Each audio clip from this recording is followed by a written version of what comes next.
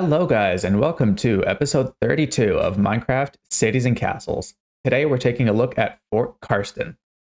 So we are currently in my forever world Tretogor province.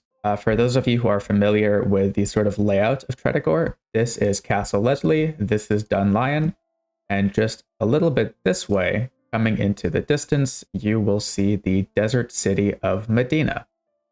Just over there. So we are in the north of Tretogor, and this is actually why I built Fort Karsten, so that it could be the sort of northern borders of the province. This gets into the reason why I call this the Witcher Fort, because my main inspiration for this build was the big border crossing you can find in The Witcher 3 between Velen and Novigrad. And I'll put up a picture now if I can find one. But in any case, this fort basically serves as the northern borders of Tretogor, and it is allied with Castle Leslie, this big fancy castle right over here.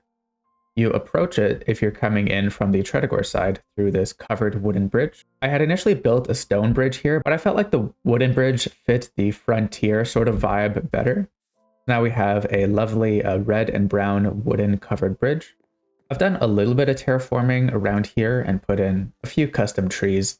But for the most part, you will notice that this is basically just vanilla Minecraft terrain with a few little bits and bobs. And then as we come over this hill, you can get a nice view of the fort itself.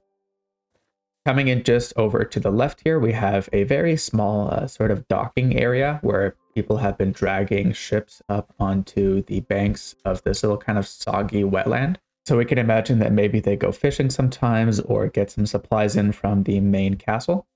And then coming around here, you'll notice that a lot of this is basically sunken in land with a lot of these wooden bits sticking out of the ground. And the purpose of this, even though they're a little bit defensive, is actually mostly as little retaining walls. My idea was that the land here is really sinking into the earth, and even though that makes it really easy to defend, it also makes it really a pain to upkeep. So if we come around the sides here, you'll see a lot of areas where we are basically trying to keep whatever soil we can from eroding away into this muck. There are two entrances to the fort. This is the one on the Tretogor side. So coming in here, you'll see that the fort is actually kind of sparsely populated. There's a lot of empty ground. And I might come in here and add in some tents for things like merchants and pilgrims and stuff. But for right now, I preferred it being a little bit sparse. So you come in, there's a little cart on the side here, and you'll notice that there is a big dead tree with some hanging cages. If we come over to the left, there are a few small buildings. I tried to go for a pretty detailed style here. Usually I go for a little bit more of a sort of simplistic style, especially for my roofs. But for this one, I really wanted to go more detailed. So in here, we have a stables. There's enough room for one, maybe two horses, and we have a little bit of hay / wheat here for the horses. Coming out here, there is a small bathroom area next to a big pit. And then this is the guardhouse. So this fort has a pretty small garrison. I'd imagine most of the people actually live in the fort itself, but if we come into this building here, just up the steps, we can come in here. There is a small sort of simplistic eating area. Here we have a bench that's pushed against the wall and a table as well. Imagine when it's time for dinner, they would drag the table out and set it up for supper, but most of the time it stays out of the way. And of course we have a little fire in the corner here on top of a raised stone platform.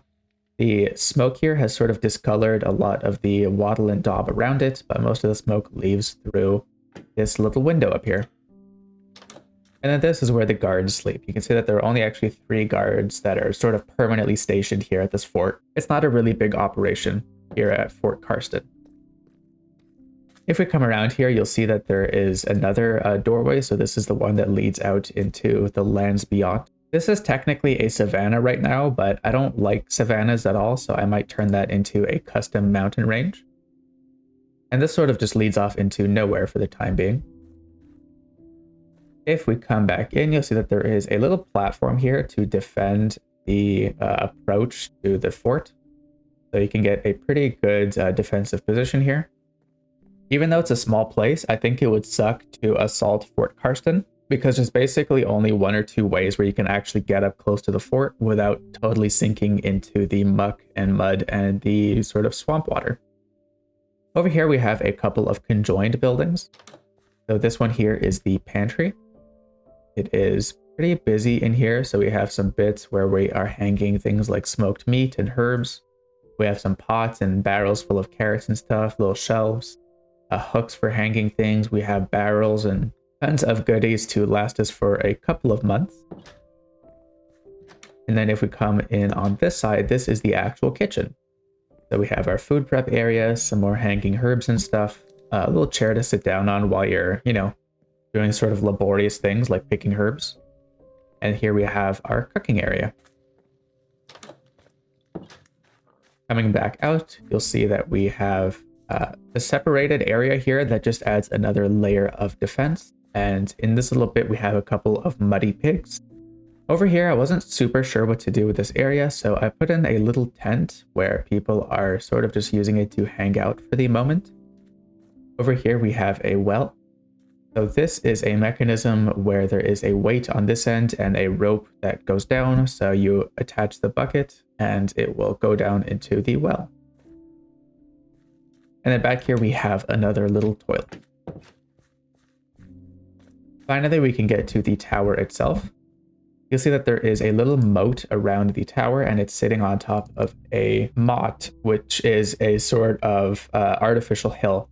So there are another couple layers of defense, which basically means the only way you could actually get up to this tower is to either start hacking at these walls with an axe and then like sort of swimming across, which would suck, obviously, or you go in from the more protected sides, which would also suck. But if we come back to the main entrance, you go up this little wooden ramp that ascends all the way up. You can see this tower has been painted a lovely shade of dark red and the arrow slits have been painted white, although it's starting to fade a little bit at this point. We have a couple of window shutters and things around here.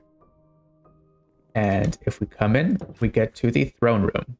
So as you've already seen, this place is a little bit of sort of a dreary state of affairs. Things are a bit muddy, a bit dirty and smoky.